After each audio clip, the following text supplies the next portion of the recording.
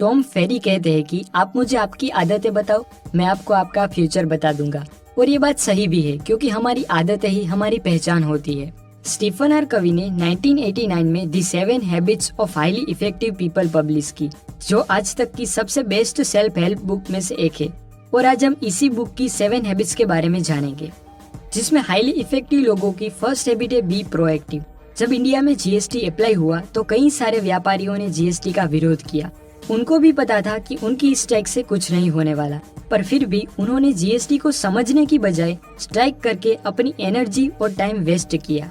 जबकि दूसरी तरफ कुछ व्यापारियों ने जीएसटी को अच्छी तरह से समझ के गवर्नमेंट को ब्लेम करने की बजाय उनसे जो इम्प्रूवमेंट हो सकता था वो किया। ऐसे लोगों को ऑथर प्रोएक्टिव पीपल कहते हैं और उनके ऑपोजिट लोगों को रिएक्टिव पीपल। रिएक्टिव लोग हमेशा दूसरे लोगों को ब्लेम करते रहते हैं, जबकि प्रोएक्टिव लोग हमेशा ये सोचते हैं कि अब हम क्या कर सकते हैं और उसके बाद एक्शन भी लेते हैं। तो एक्सक्यूजेस देने की बजाय आप क्या कर सकते हो उनके बारे में सोचो और प्रोएक्टिव बनो। सेकेंड हैबिट है begin with the and in mind. Author के हिसाब से कोई भी चीज 2 बार क्रिएट होती है, पहले हमारे माइंड में और बाद में रियल वर्ल्ड में। जब हमें अपने घर में या ऑफिस में कहीं पेंटिंग लगानी हो तो हम पहले उसे ऐसे ही रख के इमेजिन करते हैं कि इस दीवार पे कैसी लगेगी, और उसके बाद ही हम उसे लगाते हैं जिससे हमें सेटिस्फेक्शन मिले। स्काईस्क्रेपर बनाने के लिए भी पहले इंजीनियर्स ब्लूप्रिंट तैयार करते हैं। वो अपने माइंड में मॉडल तैयार करते हैं जो वो एक्चुअली बनाना चाहते हैं, जिससे वो डिजायर रिजल्ट पा सके। तो ये तो हमारी लाइफ है। कुछ भी करने से पहले थोड़ा सोच लीजिए कि आप एक्चुअल में क्या चाहते हैं और उसके बाद ही स्टार्ट करें। थर्ड हैबिट है पुट फर्स्ट थिंग्स फर्स्ट। पूरे दिन में करने के लिए तो हमारे पास कई सारे काम होते हैं, पर वो करने के बाद भी हमें सेटिस्फेक्शन नहीं मिलता, क्योंकि हमें एक क्वाड्रेंट नहीं पता, जिसमें फर्स्ट है अर्जेंट एंड इम्पोर्टेंट। जैसे कि कल एग्जाम है तो आज पढ़ना, कल कोई डेडलाइन है तो उस काम को आज पूरा करना। ये सभी काम अर्जेंट भी है और इम्पोर्टेंट भी है। उसे अगर ना किया जाए तो हमें प्रॉब्लम भी हो सकती है।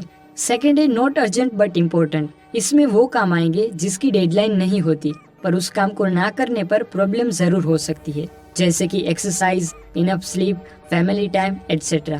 थर्ड है अर्जेंट बट नॉट इम्पोर्टेंट। इसमें वो काम आएंगे जिससे हम फोकस नहीं कर पाते, जैसे कि मैसेजेस का रिप्लाई, फ्रेंड के कहने पर घूमने चले जाना एटसेट्रा। फोर्थ है नॉट अर्जेंट नॉट इम्पोर्टेंट। ये वो काम है जिसे हम ना ही करें तो बहुत फायदा होगा। हाईली इफेक्टिव लोग सबसे पहले सेकेंड क्वाड्रेंट के काम और उसके बाद फर्स्ट क्वाड्रेंट के काम करते हैं, और वो थर्ड और फोर्थ से तो दूर ही रहते हैं। इसीलिए हमें भी अपने काम को प्रायोरिटाइज करके पूरा करने की कोशिश करनी चाहिए, जिससे टाइम का इफेक्टिव यूज हो सके। फोर्थ हैबिट है थिंक विन विन। इफेक्टिव लोग कभी भी सिर्फ अपनी जीत के बारे में नहीं सोचते, वो हमेशा विन विन सिचुएशन से ही काम करते हैं। वो अपनी नीड और दूसरे लोगों की नीड को ऐसे जोड़ते हैं कि दोनों को लगता है कि इसमें फायदा मुझे ही हुआ। फिफ्थ हैबिट है seek first to understand then to be understood. ये हैबिट पूरी की पूरी डिपेंड करती है कि हम लोगों को किस प्रकार से सुनते हैं, क्योंकि सुनने के भी 5 प्रकार होते हैं। फर्स्ट है इग्नोरिंग लिसनिंग, जिसमें हम बोलने वाले की तरफ ध्यान ही नहीं देते। सेकेंड है प्रिटेंडिंग लिसनिंग, जिसमें हम सामने वाले की बात सुन रहे हैं ऐसा सिर्फ दिखावा करते हैं। थर्ड है सिलेक्टिव लिसनिंग, जिसमें हमें जो अच्छा और सुनने योग्य लगे वो ही हम सुनते हैं। फोर्थ है अटेंटिव लिसनिंग, जिसमें शब्दों से ज्यादा महत्व हम वो किस प्रकार से बोले गए हैं उस पे ध्यान देते हैं। हम वो एनर्जी को फील करते हैं, और ये लिसनिंग हम जब कोई स्टोरी सुनते हैं और मोटिवेशनल स्पीकर को सुनते हैं तब यूज करते हैं। फिफ्थ है एम्फेटिक लिसनिंग, जो ऑथर हमें सजेस्ट करते हैं। ये वो सुनने का प्रकार है जिसमें हम अपने आप को बोलने वाले की जगह पर, यानी कि उनके नजरिए से देखते हैं। हमें किसी को सिर्फ रिप्लाई देने के लिए नहीं सुनना चाहिए, पर उनकी फीलिंग्स और उनके नजरिए से देखना चाहिए, जिससे हम सामने वाले के लिए एक ट्रस्टवर्दी इंसान बन सके। सिक्स्थ हैबिट है सिनर्जाइज। ये ग्रीक वर्ड है जिसका मतलब होता है वर्किंग टुगेदर। हमारे आसपास की सभी चीजें इसी प्रिंसिपल से ही काम करती है। Car, bike, smartphone, robots, machine etcetera में सभी पार्ट्स मिलजुल कर इतनी अच्छी तरह से वर्क करते हैं कि उससे मिलने वाला रिजल्ट एररलेस और बहुत ही इफेक्टिव होता है।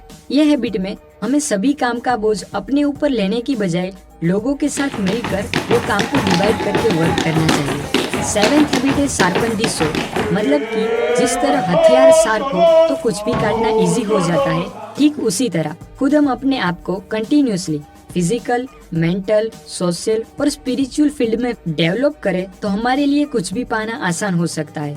शार्पनिंग दी सो सिर्फ एक बार की प्रोसेस नहीं है, पर ये तो कंटिन्यूस एंडलेस सीखने की जर्नी है।